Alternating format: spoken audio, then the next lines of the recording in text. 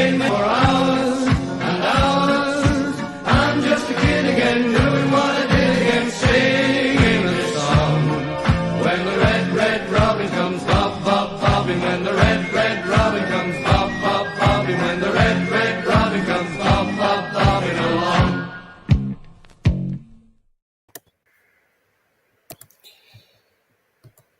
Hello and welcome to this week's Red Robin Podcast Weekly, and I'm thrilled to say it is another packed episode. We are, of course, once again brought to you in partnership with 360 Budget Accountants on Budget Tyres Auto Centre. And please don't forget, current Rovers members can get discount on tyres and MOTs at Budget Tyres by flashing their 2022 membership card.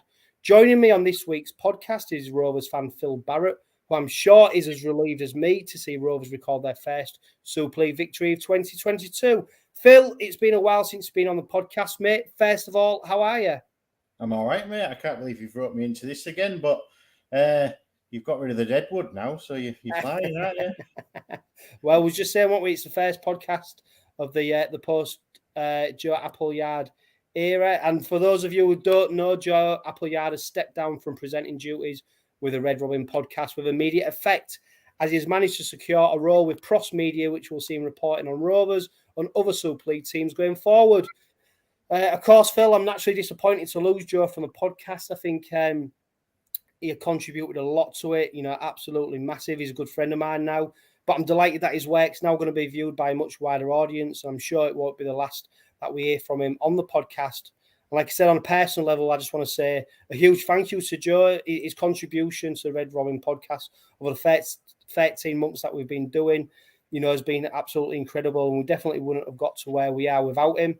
And I really hope it works out for him. But it's going to be a bit of a sad loss. For everyone who doesn't know, we're going to carry on with the format of the podcast like it is. We're going to invite different fans on each week. So if you do want to get on board with the podcast and you want to air your opinions and give your views, get in touch, because we're going to be mixing it up and getting as many fans on as possible to give their opinions on the game. Right, let's get to the action, Phil. And Rovers lined up like this on Friday night. Of course, Hadley and Sims pulled out on the day of the game, I think. It's been reported now when Hadley had a stomach bug. Corbin Sims had a back injury. We lined up with Dagger at fullback, Wood and Tucker out on the right, SKD and Hall out left, Abdul and Lewis at 6 and 7. We had Matty Parcells starting at hooker, Staunton and King the starting props, Holton, Lynette second row, Minchella making his return, his first game in 331 days at loose forward. And on the bench, we had Lytton, Greg Richards, Tom Garrett and PLT. I'll admit, Phil, when I saw that Hadley and Sims had dropped out and when I saw the bench, I feared the worst. What were your thoughts ahead of kickoff? It's not what you need, is it, mate? Last-minute disruptions. We'd had it the week before, of course, last-minute disruptions, so they're probably used to it now, but bit worried. We looked a bit light, didn't we, going in after that? We lost two pretty frontline players, really. Do you know, Dean Hadley puts his hand up every week. You know what you're going to get with him. And Corbin started the season really well for me. So disappointed to see him drop out, but players who came in last minute, chomping at the bit, mate, and jobs are good in the end of the day. Yeah, I think for me, where the worry came from is that you knew Cass were going to be, pretty big in the middle. I think Nathan Massey coming back was massive for them. And when you lose, not one but two forwards, two forwards who have contributed so much.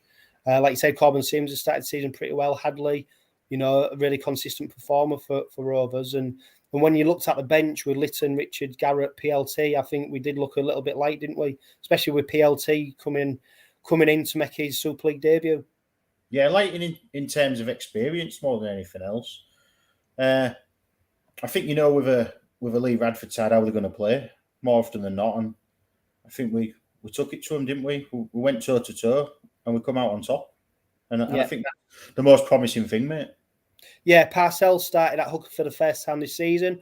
Do you think that was anything other than trying to counter Paul McShane, or do you think Tony Smith just fancied mixing it up a bit and starting with Lytton on the bench this time? Whatever it was, it worked, didn't it? I think it was. I think Matt Parcell's probably Rovers' best player on his day. Do you know, when he's really on it like that? I thought it was immense. I know he didn't get the official man of the match. He got the Sky man of the match, didn't he? He didn't get the club's man of the match. But for me, it was 𝐻𝐿 𝐻𝐿's the best player on the park.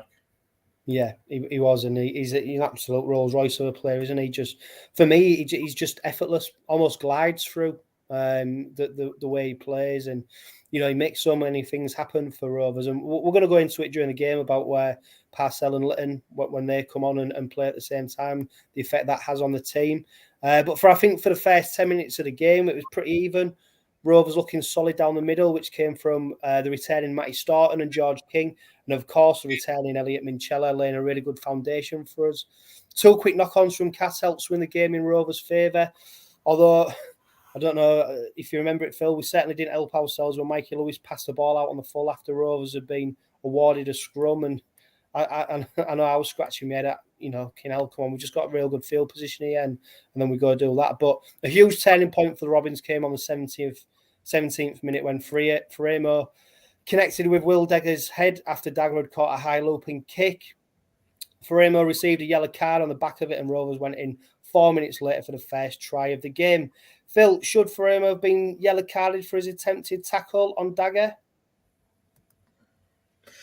I think in the modern game, yeah. No, it's not what we watch. It's not what we've grown up with, is it? But I think you've got to look after players now. Do you know? At the end of the day, he smashed him in the head. You watch the replay. The replay from behind's the best one. 𝐵𝐿𝑑agger goes down. There's big contact coming, and he connects with the head. I mean, it just goes to smash him, but he's got it all wrong.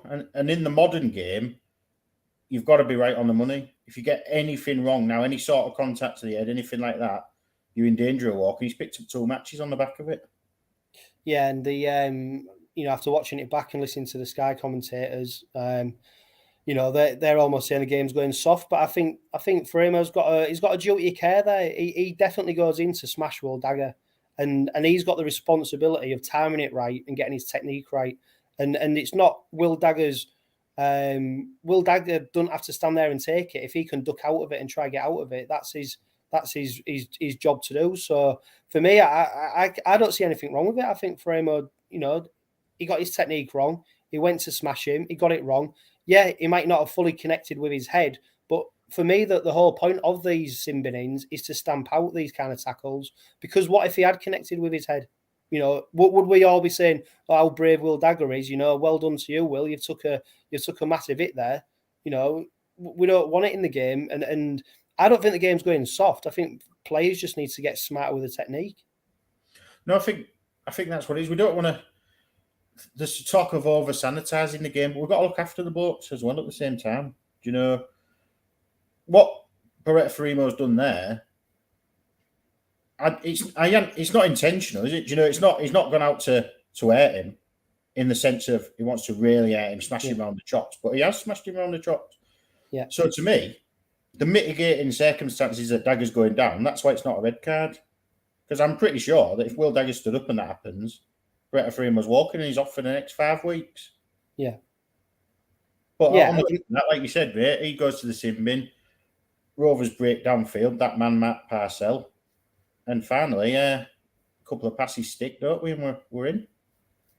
Yeah, and just before that, Phil, we showed up a little bit in defence, didn't we, when we prevented Darryl Alfert's going over. Went up the other end. Kenny Dowell gets his first try of the game, but it was Parcell who makes a break down the middle, offloads to Jordan Abdu. He's all down about, about 20 metres from the try line.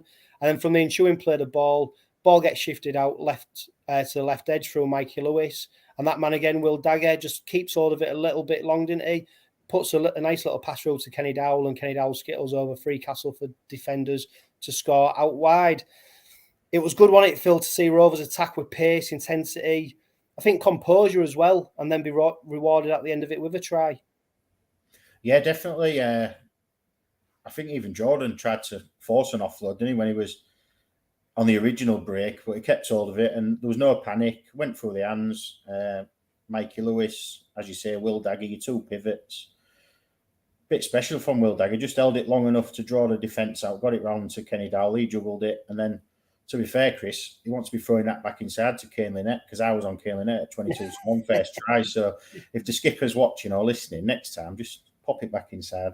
Alan. Yeah, he's definitely off the Newry run now, isn't he? But I think, I already mentioned about where we chucked it out on the first play from a scrum, where we was rushing it. And like you said, Abdul trying to maybe looking for an offload where he maybe don't need to. And for me, that's the difference with Rovers at the moment. We seem to have that bit of composure, that bit of nous now, where we're not trying to score off every play. We seem to be able to make the passes that needs to be made. And for me, I think part of that is Mikey Lewis maturing in his role and in his position, and the way we scored that try.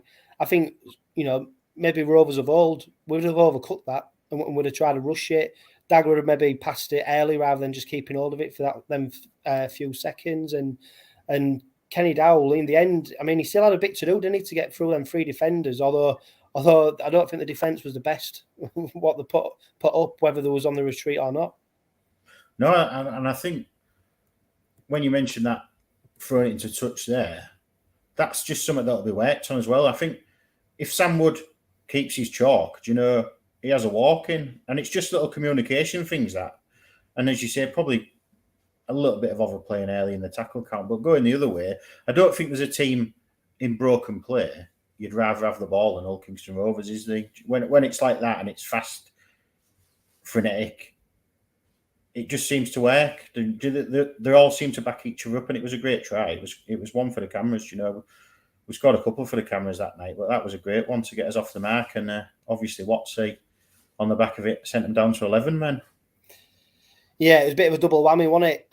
I think, for us in the ground, we was stood, we weren't quite sure what was going on at that time, but he was sent to the sin bin for connecting with Michael Lewis head in the build-up to the try. And the contact did result in Lewis leaving the pitch, didn't it, for a HII assessment. And despite playing against 11 players for the best part of 9 minutes, I think it was Castle who secured the next points with Jordan Turner crossing the try line over on our right edge on the back of a Truman pass. First of all, what did you make of the sin bin in for Watts? Again, I think he could have avoided it. I don't think he needed to leave his arm dangling there. And I think anything like that, it asks the referee a question. And if you don't do it, it doesn't ask the question, and the referee don't have to do anything. Yeah, I've got a bit more sympathy with that one, obviously, but it's still the way they are officiating at the minute. As soon as you seen him hit his head at all, you thought, well, he's going to have 10 minutes here. Yeah. And he's got a 1 match ban on the back of it as well. Yeah. I can have a bit more sympathy that Mikey did slip into that challenge, but again, that doesn't cancel out the contact, does it? That just mitigates it. So that's probably why it's yellow rather than red, because if he stood up into the challenge, you'd probably a red card. And I know there'll be people watching and listening to this back now who'll think we're being a bit biased because it's against. If it was the other way around, we wouldn't be saying the same. But I think we have to now accept that they're looking to protect the players a lot more. Yeah, and the point with that is it don't matter if you whack someone in the face or you brush against them. It's no contact with a head or face. The stamping out, it's a pretty simple ruling. Don't come into contact with a player's head. And I think Mikey Lewis was getting a bit of stick, especially from Cas fans, wasn't he? Saying that he milked it, he dived, etc. But the fact he had to go off for a head assessment shows that there must have been, a decent amount of contact, and the physios weren't happy with what happened to him. Yeah, definitely. I think just before we came on air, I had turned before, if I was watching the new sin bin programme, and Paul Cullen's talking about there, he said last year, when you're seeing all these bans now, last year they've changed the wording of the banning. So last year it was extreme flexation of the neck, and all they've done is removed extreme. So now it's just any flexation of the neck. Yeah. And so you're going to see a lot more incidents and bans on the back of it. And that explains it to me. Yeah, Mikey, obviously, there was worried about him, so they took him off for the head assessment. And that period there with 11 men, I know a lot of people was asking for us to chuck PLT on at the time, but I think we just played to the process, mate. Do you know? Yeah, I was one of them. Questioning why... You weren't the only one. Yeah, I just thought with us having... Obviously, the man two-man advantage, if we managed to get the ball into open play, but actually it transpired we didn't really get to attack that much, did we, in that period? And I think Castleford deserve a lot of credit for the way they defended. I think it came back and bit them in the second half through the effort they put in. But they defended really well, and they did starve us of the ball. I think we turned over a couple of times as well, needlessly. And to be fair, I think if PLT did come on, I don't think he would have had any much impact, because I just don't think he'd have got the ball as much as we might have wanted to get to him. No, it would have been nice to see with hindsight, but I think it was just play the processes, grind them down, and reap the benefits later on, and it seemed to work. What did you think of that first half, all in all? If I'm honest, I wasn't that impressed. I thought we did okay. I think we looked a bit clunky. I thought we looked a little bit. It looked like things were going to happen, and that's what I was holding my hat on for the second half. That, do you know what? They've had 2 men off. We're going to get more gaps in the second half, and I thought we was okay, but I wasn't blown away by us. Yeah, cause it's funny how you see the game, innit? Because I was of the same opinion. I thought not exactly a classic. You know, we've done what we needed to do. It was there and thereabouts. And John Keir was sat behind me commentating for 5 Live Sports Extra, and he was absolutely raving about it at halftime. What a game of rugby league, you know. And it's just strange how you see different things. Obviously, he's got no skin in the game as such. You know, he's probably a Castleford lad, but I think he's over that now, you know. And he was raving, what a great half of rugby league, 2 teams going at it. And then when you think about it, there was 2 pretty evenly matched teams, you know. They'd had a period with 11 and 12 men, but we sort of stuck it to each other, and Rovers won the battle in the long run. Yeah, and we obviously the first half, them being down to 11 men, and I'm going to save this question for when we wrap up at the end about what impacts. But I do think, you mentioned about John Keir, and I've noticed this on Sky as well now, that a game under floodlights at Craven Park seems to be getting bigged up to these levels that, yes, we've had some great nights at Craven Park. Rovers have played some brilliant rugby league, but it's almost like every game now is the best game. Every game under floodlights at Rovers, any game where Sky are there, any game that's getting a decent amount of coverage, it's almost like the commentators and the people around it are bigging it up more than what the actual spectacle is. Yeah, because I think I tweeted at the time, I thought it was pretty flat, the build-up. It felt, Craven Street before, and it just wasn't as live as it was last time, and I don't know what it is about that, but I think there's an element of the novelty might have worn off, and I think now it's probably a bit more functional. It serves a purpose of somewhere to get a drink, somewhere to get something to eat, but obviously last season with that was on the return of rugby league as well, wasn't it? It was the first game's back, people able to go, so there was a lot of euphoria. There was a big buzz around it. I don't know if that's maybe been lost now a little bit, and we've gone back to people just using that purely as somewhere to get something to eat and a drink and stuff. It'd be interesting to see what the club think, what the stats say, what take-ins, and I've not stayed behind after the game yet. Last season I stayed behind a couple of times and it was bouncing after the game. I've not stayed behind yet, so I don't know what the footfall is after it, and whether as many people are staying and really making a night of it. I suppose with it, the thing will be is summer water and seeing what happens there. But yeah, I think that, going back to the game, I think first half was doing okay. I suppose for the positive for me is I didn't see much from Cast that was really going to troubled me. But obviously they was disrupted, weren't they? But before we got to the halftime hooter, Sam Wood gets his first try for 𝐂𝐼𝐭𝐚𝐠 and Rovers on the back of obviously a disappointing performance at Wigan and an okay performance at Huddersfield. Lewis came back onto the pitch after passing his HII test, which meant that Parcell, Litton, Abdul and Lewis were all on the pitch at the same time. And with half-time closing in, it was Rovers who retook the lead after Robbins capitalised on an obstruction call against our opponents. I think that was on halfway. Rovers trundle the ball forward from the resulting penalty, and it's on a fair tackle that the ball goes out wide to 𝚂𝙁𝐴𝐴𝐻𝐾𝐜, who was wrapped up by 2 Castleford defenders before he smartly offloads to Lewis, who makes a simple pass to Sam Wood, who dives over for his first try of the season. Obviously, Sam Wood taking the plaudits for the first try there, Phil. But I think 𝚁𝐼𝐭𝐚𝐫𝐿𝐼 deserves a lot of credit for that offload because he was wrapped up and he managed to get the ball out to Mikey Lewis, who had an easy job really just to slide it over to Sam Wood. Yeah, it's a great play. I think he started the man of the match again, Matt Parcell. Just switches it at the last minute and gets Rovers going from the left edge to the right edge. And it's a special play from 𝚁𝐼𝐿𝐼 to suck in two defenders and find that offload. And we needed it, didn't we, I think, at the time. I think people would have been disappointed going in behind to a Castleford side that had been down to 12 and 11 men. Great play from 𝚁𝐼𝐿𝐼, he got a bit of criticism after week one. But I think he's responded in a great manner. And as you say, Mikey Lewis pops it onto the wingman, big 6'6" wingman, and dives over for his first try. And I think he enjoyed it, didn't he? Yeah. And I think it was a bit of a monkey off his back, wasn't it?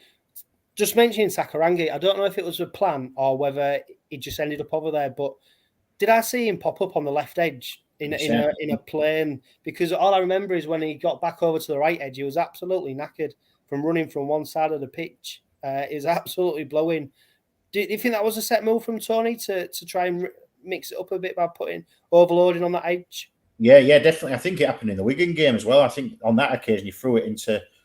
He did one in the first half where he threw it to the back of the West Stand, and I think he did one in the second half when he popped up in that unusual position. Both his centres teaming up together. It's something obviously Rovers have decided to work on. And well, he's a big unit. He's a great ball handling big unit, and he threatens players. If you don't get the ball, he's going to cause problems either way because defenders are going to look to spot him, aren't they? And I think it's just that comes from your coaching staff. Tony Smith obviously decided to introduce this to Rovers attack this year, and yeah, I like it. I like something different. You know, obviously you've done a bit of commentary, I think, with me before, and I was sat in the West Stand, not far from where I used to commentate from, and I picked it up straight away. I think it helps that he wears bright lime green, yellow boots as well, you know, and he's 6'5" himself. But it's a nice tactic to have, mate, and I'm liking that Rovers are just trying something a little bit different again.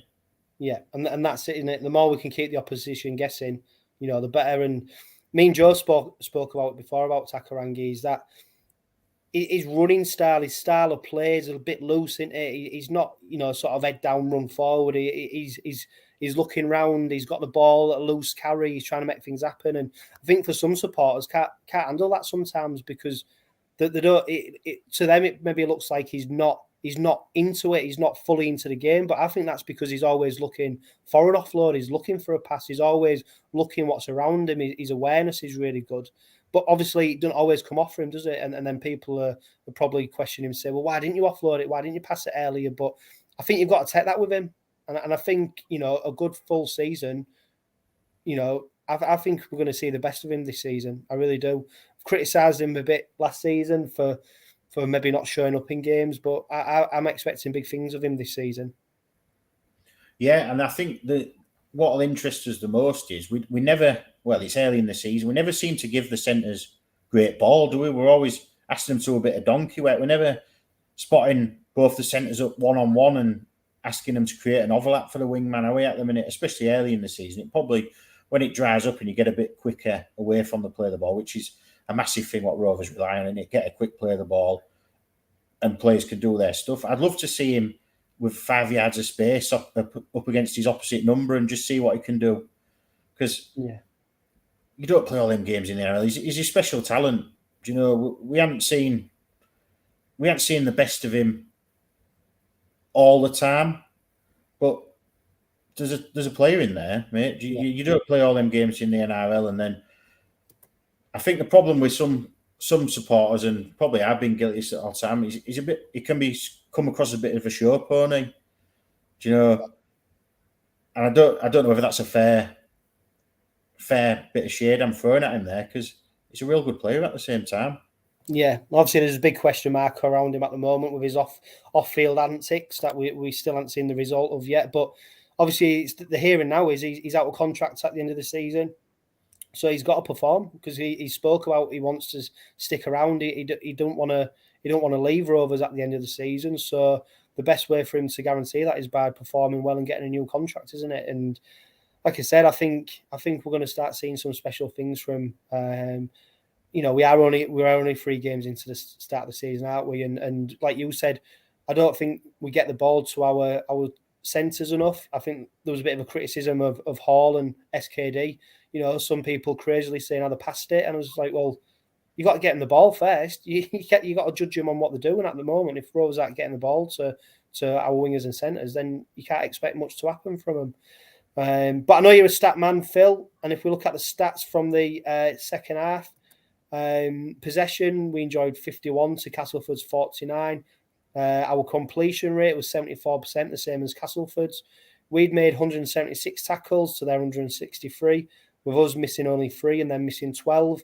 Meters made was 630 compared to theirs 526. 94 carries to their 92, and 5 handling errors to their 4. So stat-wise, pretty evens, wasn't it? There wasn't a lot to judge between the two, and that was reflected in the scoreline as well. The second half started off pretty scrappy with both teams, but it was returning Matt Staunton and George King that really helped things make things happen for Rovers, with Sam Wood going over for his second of the game. Rovers worked it over to the right edge after a cast knock-on, and looking like nothing was on. Abdul fires out a pass to Wood and goes over the top of 𝚁𝙾𝙳𝙸𝙁 from close range for the score. Abdul nails the kick, and after 53 minutes, it's 14 points to 6 to Rovers. Great finish, won it by Sam Wood, Phil. Yeah, just absolutely ploughed over the top of him, didn't he? That's what you're going to get. Sars on the wing, he's out there for his exit sets, isn't he? He's what he brings that side of the game. But how are we going to stop him 5 metres from the line running onto a ball like that? Just carried Darryl Alfords and plonked the ball down, didn't he? Brilliant. And then the kicking, which hadn't been great from Jordan, nailed him in pre-season. I mean, we're giving him all the hard ones from the touchline, but to smash that one over, give us an 8-point lead, and you just started to think, we're on here, aren't we? I don't know how excited he was at the time, but Leonard Gregory, he's saying, Phil, can you look a bit more excited? I'm about to get on a bus and working my fingers to the bone, pushing a pen. I've seen me Barnett in this camera, Leonard. I'm not happy. I should have worn that like Chris. Oh, mate, that is I'm for anyone who don't know, I'm currently at home with COVID, so I haven't been able to get to hairdressers. Hence, the hat saving my blushes at the moment. But it was Rovers who score again after a scrappy period, and it was the introduction of PLT, which sees Sam Wood go into the forwards and create a break for Mikey Lewis, who travels good distance before offloading to the classy Matt Parcells going under the sticks. And I think, Phil, it would be fair to say that try was everything that Old Kingston Rovers are about, wasn't it? When going forward under Tony Smith, 2 things. What did you make of Sam Wood going into the forwards? Because I think that is his best position. And how good was that try from Matty Parcell? It couldn't have worked out any better, could it? I think it happened exactly the moment when he moved into the back row. PLT was still coming onto the field, and he looked comfortable in the back row, didn't he? He's played.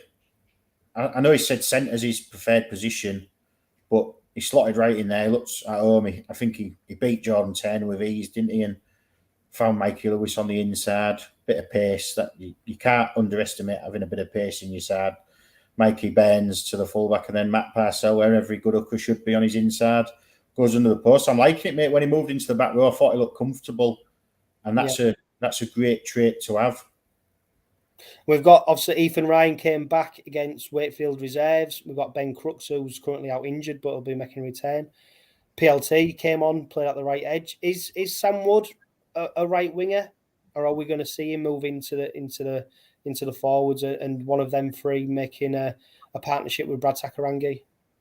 Do you know what, mate? Great options to have. I don't know. I don't know what Tony sees him as. He obviously fancies him on the wing at the minute. I think for his size and everything, and that's going to plan. I could see him on the bench and offering all sorts of utility options, but he could quite easily slot into the right centre or the right back row.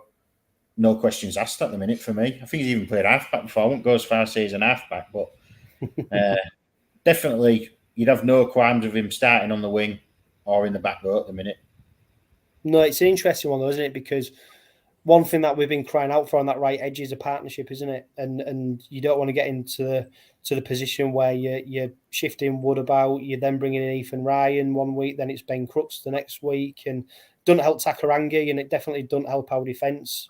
Although, what we gain in Sam Wood being on that wing in terms of solidity and power and strength, we do lose pace-wise, don't we? And that's what Ethan Ryan and Ben Crooks brings you. So it is going to be interesting what happens going forward with them two players, because we've seen what they can do in attack. I think obviously probably Ethan Ryan and Ben Crooks have been left wanting in defence, but I don't think that's solely down to them. I think that there's been a lot of reasons why that right edge performed not that great last season, but it's going to be an interesting dilemma. And like you said, it's a nice dilemma for Tony Smith to have, because it's we haven't had it for a long time. The Robins obviously then score a quick fire try after increasing the speed around the ruck, and it was Brad 𝚁𝓸𝓫𝐼, the man we've just been speaking about, who powers over from a Matt Parcell pass to go over just left of the sticks. That try made the scoreline 26 points to 6 before Fremo scored a consolation try with about 9 minutes to go. But I think the victory was never in doubt despite that try, and Rovers run out 26 points to 10 winners. So we talked about how after the first half, we weren't that impressed. We thought Rovers had done okay. What was your feelings at the full-time 𝐶𝐽𝐻𝐻, Phil? Yeah, I thought we coasted home, mate. I thought we did all the hard work. I've mentioned it before, went toe-to-toe with them, and we reaped the benefits in that little period going into the final quarter, didn't we? Great to see, because it's not something Rovers have been renowned for, going toe-to-toe with teams and coming out on top, is it? We've tended to have to beat them playing a different style of rugby, whereas there, we met them in the middle. They didn't bust us up, neither did Wigan, 2 weeks previously. And I can't remember too many clean breaks that we've seen, certainly in the home games. So we're playing a style of rugby, certainly defensively, that we've wanted to see for a while. We look tough. We're not getting smashed and bust up the middle, and teams are just going through us. And we come out on top. That's the key thing for me. We needed to win, mate. I know I think you put a tweet out before, didn't you? Is it must win? And I said it can't really be must win in round 3, but you don't want to be losing round 3 and going into round 4 against St Helens, do you? On the back of 3 defeats. No, and in hindsight, I know it's easy to say, but you'd have been disappointed to lose to that Castleford side as well. But the question that I parked when we talk about the first half is, even with the sin bins, do you think Rovers were worthy of, if you take out them sin bins and Castleford play, full 40 minutes in that first half with 13 players, do you think it would have been a different outcome, or did you see enough from Rovers to suggest that we were starting to get things right and it was good value for that victory? I thought it was a better team right through. Yeah, I thought they had a dig cast, but they didn't offer anything, did they? Like I said, they didn't bust us up, and they looked the most dangerous with about 10 minutes to go when they decided to start throwing it through a few hands, and sort of elected the Rovers style of play that's happened in previous, maybe 2 seasons ago, when the games have gone away from you. So you start playing a bit of rugby league when you could have done that from the beginning. And I think Lee Radford will be disappointed. I think he said after the game he wants them to play rugby league, and it's not really a trait of his, is it? But I thought Rovers handled everything that they threw at them, and that wasn't far off being Cassie's best team. Whereas we had 9 missing, mate, 8 or 9 missing. Yeah, and that's what I thought. I thought they looked very basic. But what a couple of players will really impress me, and it's going to be really interesting this week, and we're going to go into the squads for the St Helens game, etc., very soon. But George King and Matty Staunton, and for me, when George King's on the pitch, I just think we look such a good team. And George King is just he's almost faultless at times, isn't he? He just does the graft, shows up in attack in terms of ploughing forward, and then shows up in defence as well. And I think he's become our number one prop, hasn't he? When we signed him, people have probably been questioning whether he'd be getting into the team and how many minutes he'd be playing. And for me now, he's head and shoulders above everybody else, I think. Yeah, I don't think you could fault him. He's clocking up 150 metres a game. But these aren't easy meters either. I think I mentioned this as well to James O'Brien. I said he ain't a meter eater, is he? These are hard tough carries, mate, that he's doing the donkey work in the middle and clocking up massive numbers for an English front rower. And when he's gone off the field in the previous games, we've suffered, haven't we? I think we got it right this week. But yeah, first name on the team sheet in terms of pack-wise, I think, at the minute. And anyone who you think might need to do better next time out? Anyone who didn't impress? Not really, no, not to the point where you'd think he shouldn't be in the team. I think maybe players might not play this week because you're bringing back what you identify as your names, you know, your players, your quota players as such. But I thought even Greg Richards, who'd copped a little bit of flack, and obviously he wasn't going to play in this game until the pullouts. I think Tony had said in the paper that some performances weren't quite where he wanted them to be, so he was going to make changes. Greg Richards comes in late in the day, and I thought he had a solid... We looked better on the interchange. We'd suffered on the interchange previously when we'd introduced Garrett and Richards, but I thought we looked a lot better this time, mate. So there's nobody who I'd be desperate to criticise, and as a Rovers fan, I know that's not easy to say because there's plenty of people who want to get stuck in most of the time. But no, it went on the back for a win, and a comprehensive win at that. I was happy with all 17. Yeah, and a mention for Frank Yollett, and I think he did 40 tackles, didn't miss any. He's really adapting to Super League life well, isn't he? Yeah, duck to water, I think, mate.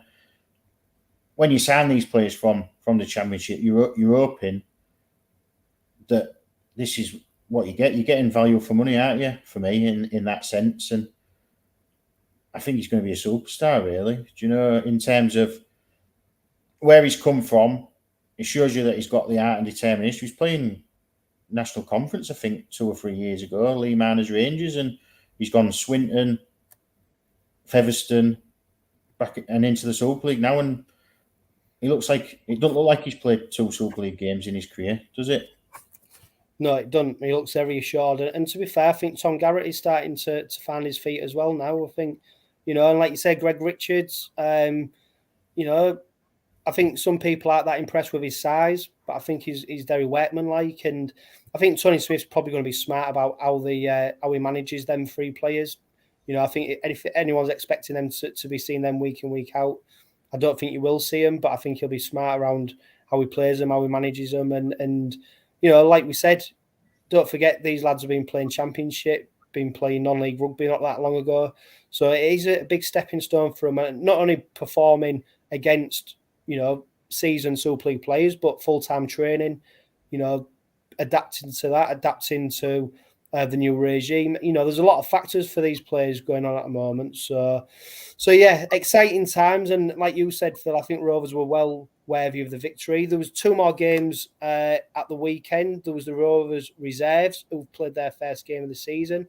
They went down 42 points to 16 against Wakefield. PLT backed up, playing Friday and Saturday. He lined up at fullback. Ethan Ryan and Will Tate played out on the left edge. On the right edge. We had Moore and Bias out left, Potter and Russlin in the halves, Cullen, Kavanagh and Okoro lined up front, Dawson and Wilkinson second row, Moore at loose forward. Wakefield side, you know, they had a lot of youngsters in there. Mason Lino featured, and I think he had a massive impact. Rovers lost 42 points to 16. Danny Maguire, I think, admitted that they're not going to look to use dual reds and use any Dewsbury players just yet, but it was good to see some of the young lads get a run out, wasn't it, Phil? Yeah, definitely the future of the club, and the reserves has got to be there to keep players ticking over as well. I think people know a lot more than me about it. I think there was talks of maybe 𝚁𝚾𝙗𝙗 getting a run out, Rowan Milnes, but obviously not to be injuries and other reasons. Rovers probably worried a bit on the back of 𝐂𝐵𝐾𝐵𝐵 Sims and Dean Adley pulling out, maybe pulled 𝚾𝙗𝙗 out at the last minute, but that's what it's there for, isn't it, mate? At the end of the day, keep players ticking over. I don't know if there's another reserves game this week, but there's talk of players playing either reserves or for Dewsbury. It's got to be there to keep them ticking over, mate, for me. I mean, results don't matter, do they? Could do with a goal kicker in the team, probably, but... Yeah. But I don't think we're going to see that many first teamers in that reserve side. I just think the first team's almost wrapped in cotton wool. I think we'll see him step down to Dewsbury in terms of dual reg, but I just think the way the fixture list is and how it is, I don't expect us to see players like Wilmar, lining up for the reserves. I think it'll always be Dewsbury, but it'd be interesting to see how it works the other way around, because I can't imagine Dewsbury ever sending their first teamers. So we're going to be getting fringe Dewsbury players lining up in our reserve team. So it's going to be interesting, isn't it? But I think the more that we can get Rovers youngsters playing week in, week out, the better. And especially players like Dawson, Kavanagh, Coro, they've got a lot of development to catch up on after missing, a good couple of years through COVID, etc. So the other game that took place at the weekend was Rovers women. They played their first game since coming into the club fold, rather than being part of the development trust. They lost 32 points to 4 to a strong Wakefield side. Ben Parker's team, he'll be delighted. I think they played 4 20-minute quarters. Just adapting to the new setup and getting their first hit out of the season. So I think they announced earlier in the week that the women are going to be starting the season with a League Cup. They're going to be playing against Stanley, Illingworth, Dewsbury Moor ladies, obviously who would have beat in the League One Grand Final last season. So good to see the women get a run out again. But we look ahead to Friday night now, Phil, and we're delighted to introduce Dave from redv.net, who's a massive St Helens fan. I'm just going to introduce him to the podcast now. Hi, Dave. How are we doing? Evening, lads. I'm good. Yourselves? Yeah, great to have you on board with us for this segment of the podcast, Dave. Just give us a little bit of information about redv.net. Obviously, we're an independent fans website. We actually set up probably, I think it's 19 years ago this year. Been in various formats. Obviously, in the olden days, it was a website, it was a forum, and then we obviously branched into social media when Facebook and Twitter were created. And lately, probably our main thing is probably similar to yourselves, putting out a show which goes out on our YouTube channel, Red VTV.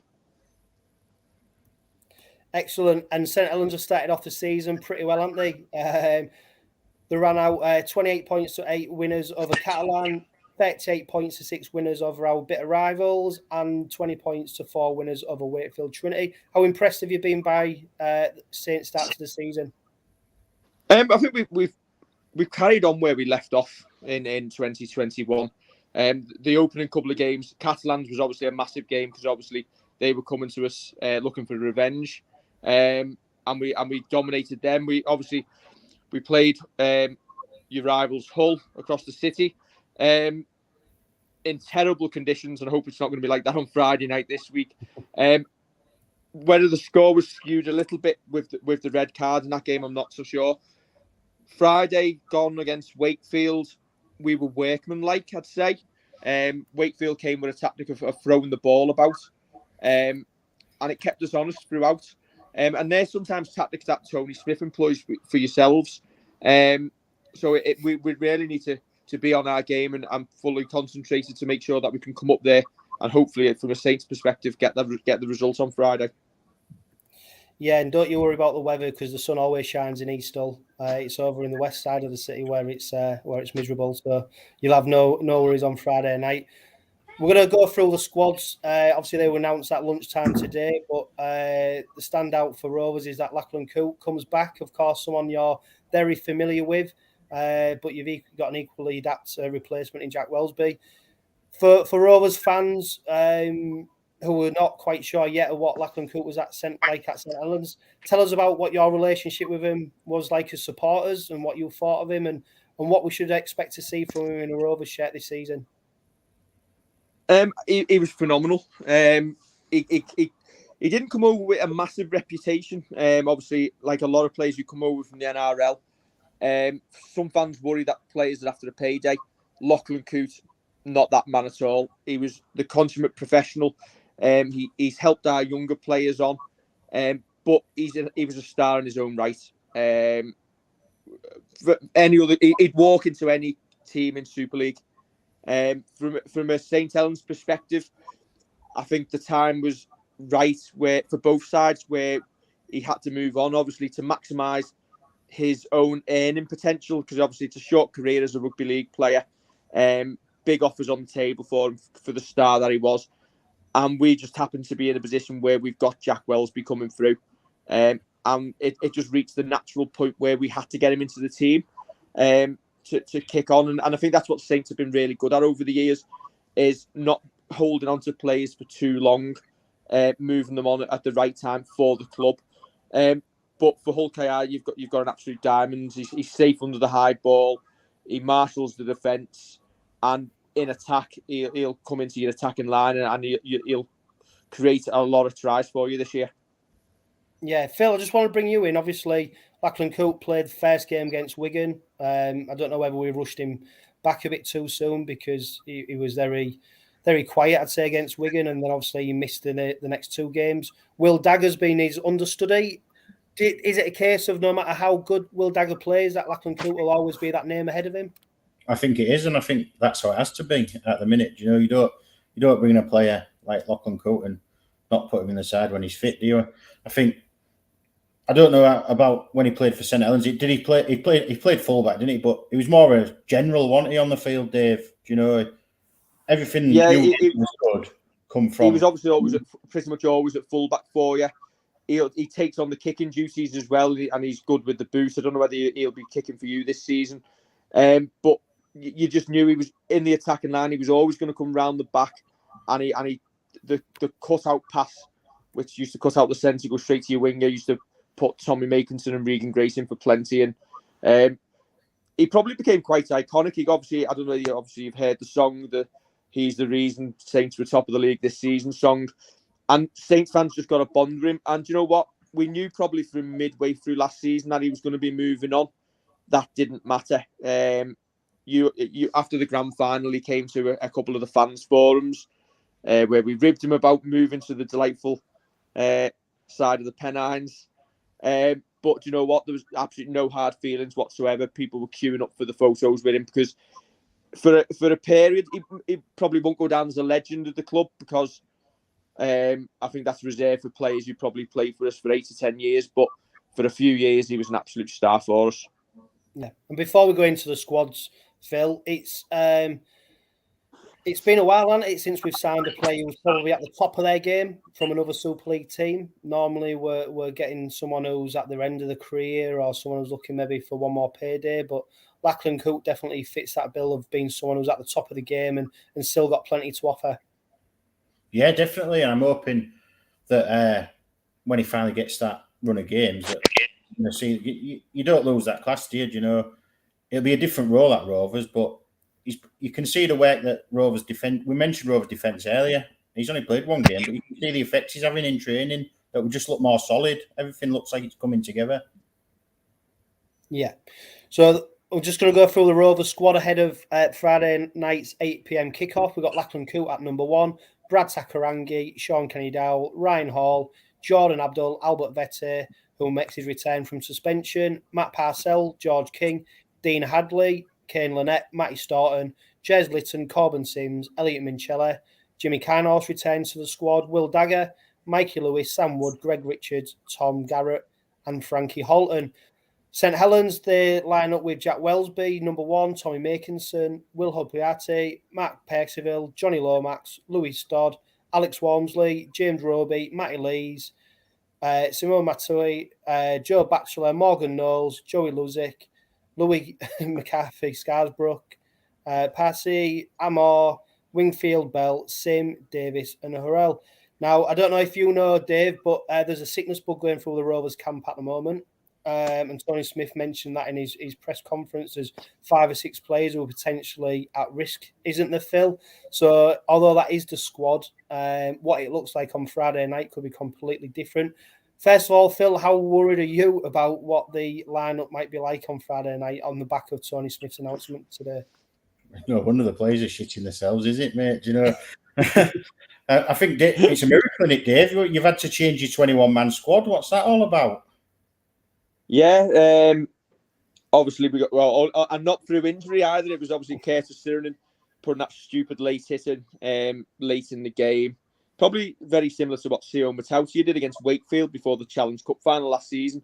Just a little late off the ball. It's just not needed. But the RFL disciplinary have actually been consistent with the 1-game ban for it.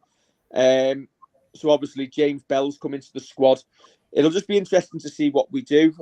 Obviously, Will Hopper's missed out the last couple of games. He had a rib injury.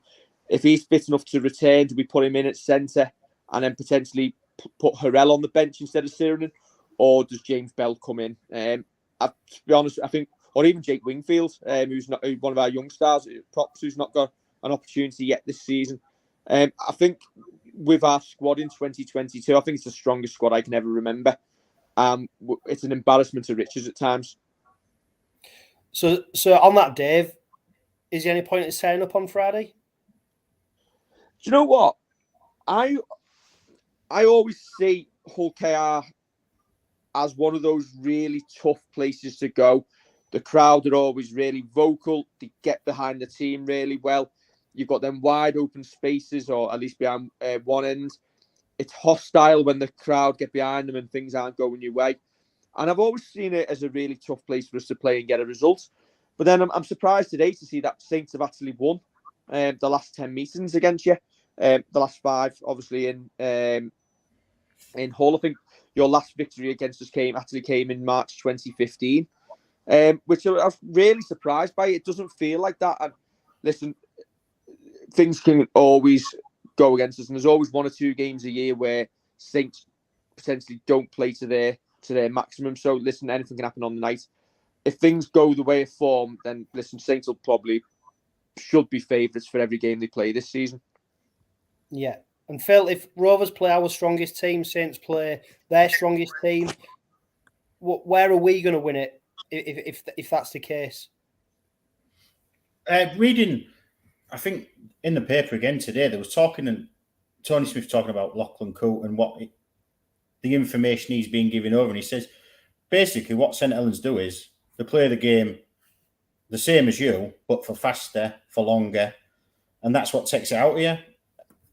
Rovers need to compete, mate, for 80 minutes. They're the best side in the comp for a long time, aren't they? They're great to watch. They grind you down and they take advantage.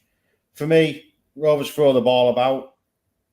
Dave already said Wakefield come with them tactics last week, and I think Saints got over the top of them in the end. Maybe home advantage can see. We used to have a good record against St Helens. I seem to, for some reason, every time they used to come to Craven Park, they lost, and then, like you said, for the last 6 years, he gets the same emails as me, you see. So he's seen all the stats, and yeah, I've just got them in front of me now in Super League. Played 29, Saints have won 20, 𝐂𝐼𝐿 9, and obviously considering how dominant we've been in Super League over the years, that's a really good record against us, I'd say. I think we went about them. I remember winning at Knowsley Road, and I think we've won it once at Langtree Park. We just seemed to beat you at Craven Park.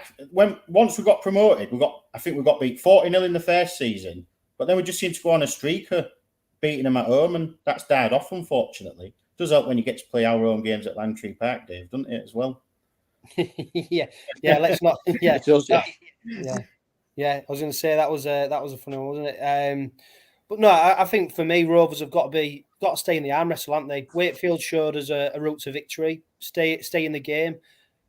But I think what's key for us, and this is what I worry about, is if we have a slow start and before you know it, Saints have got 16, 18, 20 points on the board, and you're looking at that after 25 minutes. I think that's the game gone for Rovers. I really do. And we saw it against Cass. We started to front up down the middle. And I think, as much as Rovers have got a reputation for throwing it about, Dave, I think what me and Phil have been talking about is having control with that and doing it in the right areas. And for too long, we saw Rovers, especially over the last few years, sort of try and play expansive rugby league, but do it in the wrong areas, do it at the wrong time, and it's easy for the opposition to then pick us off. The players who are going to stand out in the middle, Dave, like you said, there might be a couple of changes to the squad, but who do you expect to see lining up down the middle? Obviously, Alex Walmsley and Matty Lees will start the game. James Roby's still starting pretty much every game at hooker, but obviously we brought in Joey Lussick in the off season, so he's getting more minutes in rotation with James Roby now, which is obviously benefiting Robes' game as well, because he can stay fresher for longer. And I think you're right. We tend to grind people down in games, and I think even when we're not playing at our best, even last week, the whole team was a 7 out of 10, and that's enough for Saints to get over the line pretty much. I think for us to be defeated and for Hull KR to have a chance, obviously you've got to be on top of your game, and you'll need 9 and 10s across the board, and we probably won't be at our best. And I don't want to sound cocky saying that. I'm just basing it on what we've seen over the last couple of years. We're not unbeatable by any means, but I think what Kristian Woolf has brought into us, and he's probably enhanced what Justin Holbrook did before him, is professionalism. I think it's about 3 million minutes since we've conceded a try that didn't come from a kick. The line speed that was shown is absolutely phenomenal. So yeah, do you know what? Your season won't be defined on Friday night. I think you'll be competitive in pretty much every game you play this year. I expect you to be in the playoffs at the end of the year. And then, do you know what? As we well know, some of the playoffs can be a lottery. So you'll be in the mix. If things don't go your way on Friday, I certainly wouldn't get disheartened by it. Yeah, and so I just wanted to ask you about, Dave, is that I saw last season Kristian Woolf get a bit of stick from Saints fans. I don't know if that was, whether that was true or whether that was sort of the media who were sort of putting that message out, but the style of rugby, etc. Some people weren't happy. Has he won fans over, or was that a bit of a myth at the time? St. Helens has got like a little micro culture inside it where it doesn't matter what's going on. As you can, we've got obviously the team we've got at the moment. Fans will always find something to complain about, and they just need it. It seems ingrained. Listen, we all like to play expansive rugby, but the players have always been told to play what's in front of them. But the formula was winning games, so they weren't going to stray from that. I think they've been spoiled, obviously. And I don't know whether it's a little bit rose-tinted. Justin Holbrook brought in that real attacking style of rugby back to the team, but he came in on the back of coaches like Kieran Cunningham, where the rugby had gone completely sterile, which probably made it look better. Kristian Woolf has brought that control, and you're now seeing the defence we've got this year is probably the stoutest defence I've ever seen us have, and now the players are getting to express themselves a little bit more. And listen, I think Kristian Woolf has completely proved himself. Your trophy hall does that, and I don't think anybody would swap what we've won over the last couple of years for playing attacking rugby, but more of a risk of losing. Yeah. What a nice problem to have here, Phil. You're not kidding. And just before we sign off with that, Dave, I know your recruitment in terms of overseas players has been spot on, but how good does it feel to be able to replace Lachlan Coote and 𝓃𝐼 with 2 kids from the academy and they just slot straight in? Do you know what? As much as the thing that has kept Saints on top over the years is the youth development in the town. They're backed by a real strong base of clubs. The community side of the club, they link in. So you've got that conveyor belt coming through, which means that when you do have to go outside externally to buy players, you're not having to get your fullbacks, get your halfbacks. You can concentrate the money in certain places because you've got those youth coming through. Obviously, and even picking up players from the Championship. Look at Alex Walmsley; he's probably the best prop in the competition. We picked him up from Dewsbury. Joe Batchelor came in. He obviously had a slow start. He's now our starting second rower. So the players that are out there, it's just identifying that talent. And I think Mike Rush, who's our chief exec, has done a really good job of getting the recruitment decisions right, both on the field, with youth development, picking the right coaches in the last couple of years. But yeah, do you know what? I don't know whether it's a little bit of luck sometimes as well as hard work, that you've got the likes of Lewis Dodd, Lewis Dodd's going to be a phenomenal player for us. Obviously, he's made the England's 30-man squad this week for the first time.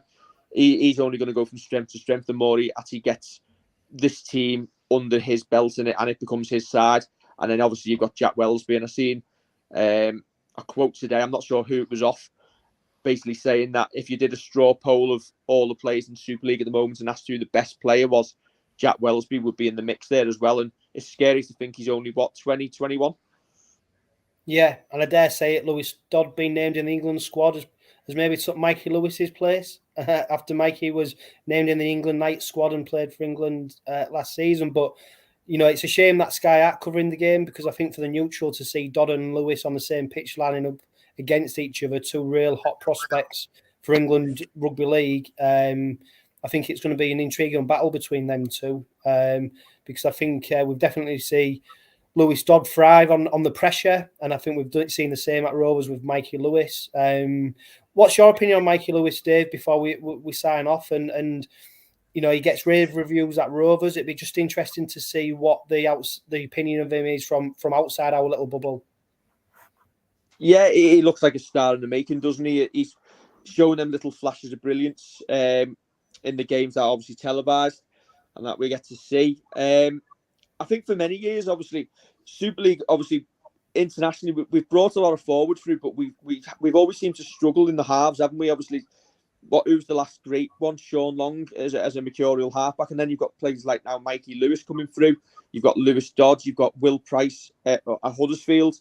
It seems all of a sudden that over the next few years, there's going to be competition for the halves shirts internationally, and that's obviously only going to be good for the game as a whole. And hopefully we'll keep them in Super League, and we don't see any of the NRL sides sniffing about trying to poach them over there. Yeah, 100%. Dave, are you travelling over for the game on Friday night? Sadly, not this week. Kev, who does Red V with us, will be there. I'm otherwise engaged. Otherwise, I pretty much don't miss a game normally. Unfortunately, I'm not going to be there Friday night. But yeah, Kev will be there for our fan reaction, which will be out on YouTube after the game. And really good to get on, by the way. Good to see fans of other clubs doing fan social media. I think it's really important because you get real good, honest viewpoints, and it's really good to watch. So hopefully we can welcome you onto Red V TV for the return fixture later in the season. Yeah, excellent, Dave. Thanks for that, and thanks for the insight. And just before you sign off, give us a score prediction. Listen, I usually go big on all my predictions. Listen, it depends what side you put out. If this sickness bug is as real as Tony Smith's making out and they're all struggling still, you could be looking Saints by 36-40. If Hull are at full strength, Saints by 16. Yeah, and you won't make that mistake again of calling Rovers Hull, will you? Because you'll never be invited back on the podcast if you do. It's all little local rivalries up there. We won't get onto what the real derby is, because anybody who gets onto that argument is just an absolute bore. Yeah, and on that note, Dave, we will speak to you very soon. Cheers, lads. All the best. Cheers. Take care.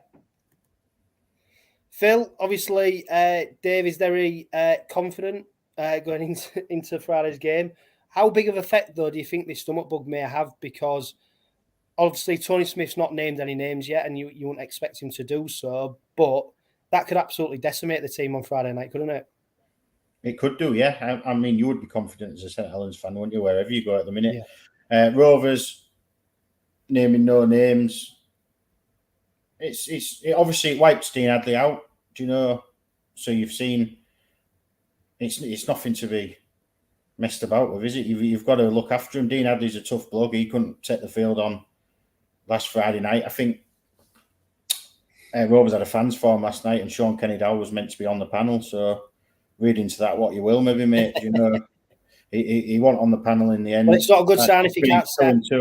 If you can't sit at a table for an hour, is it? It's not a good sign. No, it's not, but it wipes you out, doesn't it?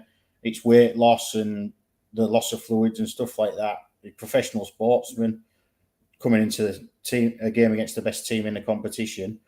Hopefully they all get over it and we'll come out and give a good show of ourselves, mate. Yeah, assuming, imagine that we don't have that stomach bug and, some of the players are returning. You've got 𝐵𝐵𝐵𝐻𝐵, Corbin Sims, obviously this slot straight into the squad. You'd be a lot more confident against that St Helens pack with Matty Staunton, George King, Albert Vete and Corbin Sims line up against them with 𝐿𝐼𝐾𝐿𝐼𝐻 at 13 as well. Yeah, great return for Elliot. Wanted to bring something different in that middle there. Matty Staunton back in the team. I wouldn't have played him, because I'm a big stickler on lateness and stuff like that, but that's why I'm not in charge, mate. And the gaffer knows his stuff because he come in and give a real good performance, Matty Staunton. At the minute, probably think City are now thinking Rovers are going to lose. By the time we kick off, mate, I'll have Rovers winning the game by about 40 points. So the closer we get to kick off, the more confident I'll get. Yeah, and so that starting lineup, I suppose, is Lachlan Coote for Dagger the only change that he'd make from the starting lineup? Yeah, potentially. Yeah, I think Lachlan will come in. Do you go with 2 hookers against St Helens? I think Rovers' style of play dictates you do, doesn't it? Yeah, I mean, Ethan Turner says, pretty much what we did. I think we're going to have to throw the ball around and ask Saints loads of questions. But you can't be reckless either, can you? You as much as you've got to chuck the ball around and you've got to try and make things happen, you've got to lay down a platform. And I think that's where our forwards it'll definitely be important for them first 10, 15 minutes, because if they don't lay down a platform for us, I think we're going to end up chasing the game. And once you start chasing it against a team like St Helens, they'll either kick you to death or they'll just play around you. So it's going to be an intriguing battle. I won't put you on the spot for a scoreline because at the moment I ain't got a clue what our starting lineup might be, never mind what the squad might be for Friday night. But I think it's going to be an entertaining night of rugby league, don't you, Phil? Yeah, but sort of free hit in a way. Rovers got off the mark last week. They'd be under a load of pressure, wouldn't they, if they didn't win that game coming into St Helens. Looking forward to it. Looking forward to the challenge more than anything, mate. Looking to give St Helens a bloody nose. Yeah. And Ryan Hall celebrated his first win of the season on Friday night, and then this week he was named in Shaun Wanes England squad. Do you think it was well deserved, and did you expect it to happen after he sort of got cold shoulder last season? Really, didn't he? Yeah, he's played well, and since he's come back, 16 tries, not really off the mark this year, but nearly on Friday. Don't know what you think about it, mate. I just think it's a waste of time naming a squad like that. Mishmash of a squad. Half your team plays in Australia. I know we don't like 𝐁𝐾𝐿𝐼𝐻, but for him to not be in the conversation at the minute probably says a lot more about what Shaun Wanes thinks of his attitude rather than what he delivers on the pitch. Ryan Hall deserves it, mate. If he still wants to put his hand up for international rugby league, fair play to him. Yeah, and it's probably one of them things where he'll never put his hand down. He's always going to be wanting to pull on that England shirt. The training squad, I think they're going to train once a month for the next 5 months or something like that. No NRL players are going to be selected, and they won't be available for the mid-season test against the All-Stars that we're playing again. So it does feel a little bit like, what's the point?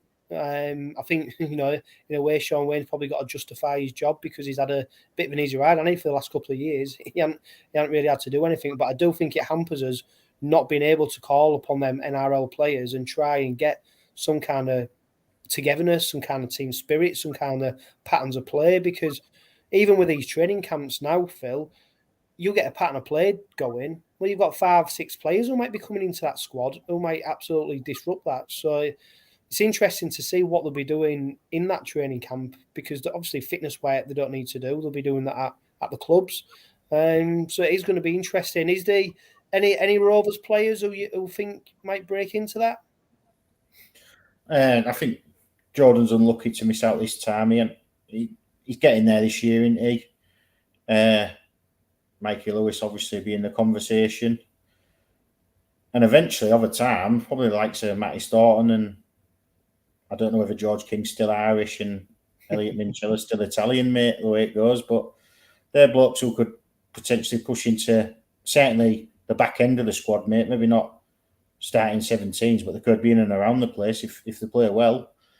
It's a bit of a pointless exercise, like you said. I don't really see the point to it. International rugby league's a bit of a joke to rugby league. Yeah, I don't know whether they're going to announce an England Knights training squad maybe tomorrow, or normally they go hand in hand, don't they? So whether there'll be a night squad, and then I'd expect Rovers to be represented 4 or 5 players maybe in that squad. You talk about Abdul Lewis, Staunton, Like you said, 𝚂𝚘𝐻𝐵𝐵𝐻𝐿, I think it would be too soon for him. Outside bet, go on. 𝐂𝐿𝐴𝐻𝐿 as well, probably put Yeah, his of course, hand. 𝐂𝐿𝐴𝐻𝐿 who got selected last time.